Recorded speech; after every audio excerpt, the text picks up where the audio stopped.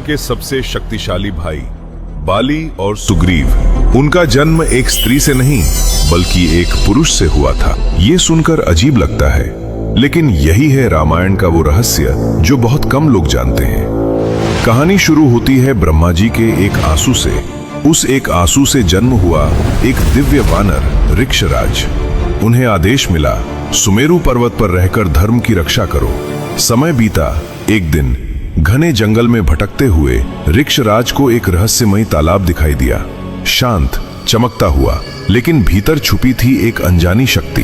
प्यास से व्याकुल होकर जैसे ही उन्होंने उस पानी में छलांग लगाई, प्रकृति का नियम ही बदल गया। पानी से बाहर निकले तो वो वही नहीं थे, वो बन चुके थे एक अद्भुत सुंदर स्त्री, इतनी दिव्य कि अप्सराएं भी उसके सामने फीकी पड़ जाएं। उसी क्षण देवराज इंद्र और सूर्यदेव वहां से गुजर रहे थे। दोनों उस रूप को देखकर मोहित हो गए, और फिर कुछ ऐसा हुआ जो आज के विज्ञान से भी परे है। इंद्र की शक्ति जब उस स्त्री के बालों को स्पर्श करती है तो जन्म होता है महाबली बाली का, और सूर्य की ऊर्जा जब उसकी गर्दन पर पड़ती है तो जन्म होता है सुग्रीव का।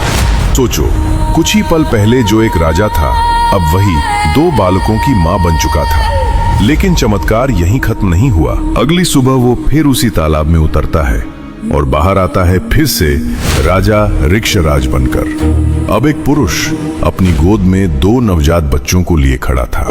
ये दृश्य सिर्फ चमत्कार नहीं बल्कि एक गहरा संकेत था। जब वो ब्रह्मा जी के पास पहुंचे, ब्रह्मा जी मुस्कुराए। ये बच्चे साधारण नहीं हैं, ये देवताओं के अंश हैं। और उन्हें सौंपा गया किष्किंधा के भविष्य के रूप में। इसीलिए बाली के पास वो अद्भुत शक्ति थी कि जो भी उससे लड़ता उसकी आधी ताकत बाली में समा जाती। और सुग्रीव सूर्य के तेज और धैर्य का प्रतीक बना।